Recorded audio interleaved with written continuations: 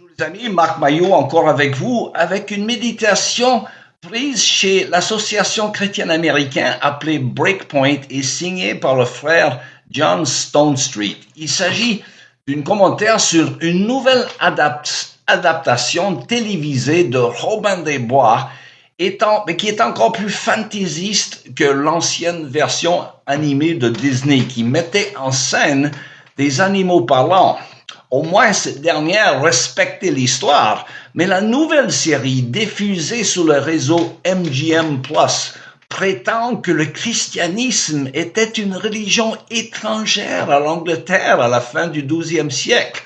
L'intrigue repose en partie sur l'idée que des méchants Normands auraient tenté d'imposer le christianisme à des nobles anglo-saxons païens.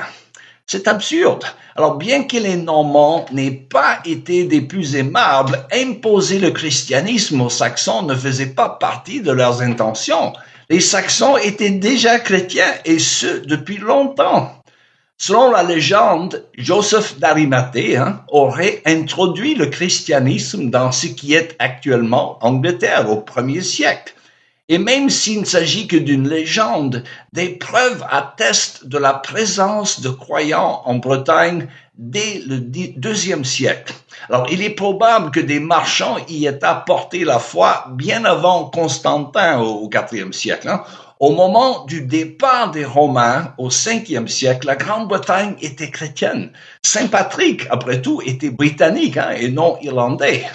Et à partir du 5e siècle, les tribus anglo-saxonnes envahirent le sud et l'est de la Grande-Bretagne, qu'elles appelaient Angleterre, et dont elles nommèrent les jours de la semaine d'après leur dieu. La culture chrétienne celtique fut réprimée, bien qu'elle subsistât en marge en Irlande et en Écosse. À la fin du VIe siècle, des missionnaires, certains venant d'Europe et d'autres des régions celtiques, du nord et de l'ouest, réintroduisaient le christianisme. Et à la fin du 7e siècle, les anglo-saxons étaient profondément christianisés. Beowulf, qui est l'un des plus anciens ouvrages anglo-saxons, contient des éléments chrétiens.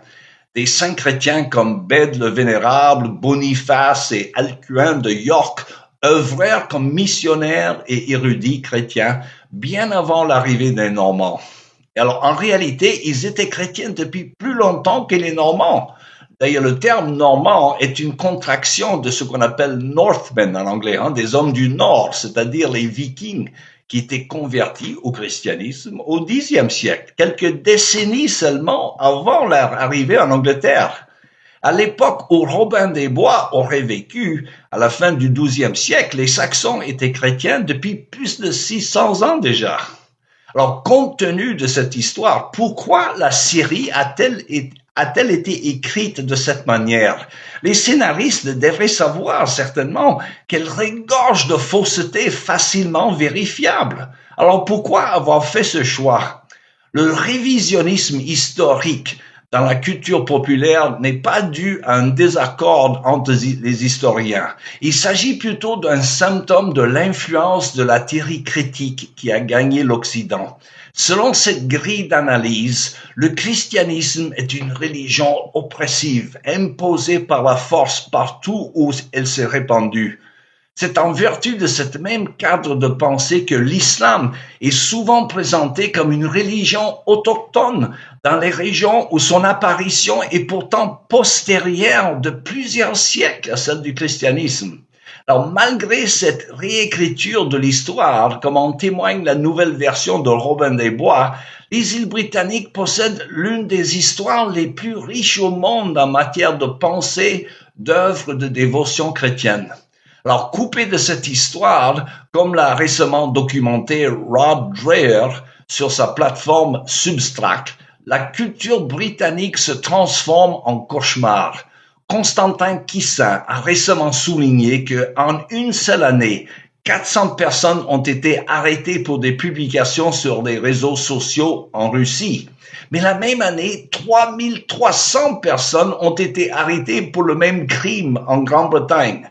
L'année dernière, ce chiffre a grimpé à près de 10 000. Les manifestants sont autorisés à défiler pour des causes approuvées, mais les militants défendant la sainteté de la vie et les défenseurs de la réalité biologique du genre sont emprisonnés. Alors, plus récemment, le gouverneur britannique a décidé de supprimer les jurys populaires, sauf pour les procès les plus graves. Alors, comme l'a fait remarquer un député devant une salle presque vide, hélas, il y a quelques mois à peine, il disait, et je le cite, « Renier le christianisme, ce n'est pas seulement nous couper de notre passé, mais aussi tarir la source de tout ce que nous valorisons aujourd'hui et dont nous aurons besoin à l'avenir, comme la liberté, la tolérance, la dignité individuelle et les droits de l'homme. » Il reste à voir si l'avenir de la Grande-Bretagne sera celui d'une nation coupée de ses racines ou celui d'une nation renouvelée. Tout dépendra du chemin choisi par les générations actuelles, notamment de la manière dont elles se souviendront de leur passé et de la place qu'elles accorderont à la foi qui en est le fondement. Fin de l'article, encore signé John Stonestreet de l'association Breakpoint. Ici Marc Mailloux, il me reste à vous souhaiter une bonne journée et à la prochaine.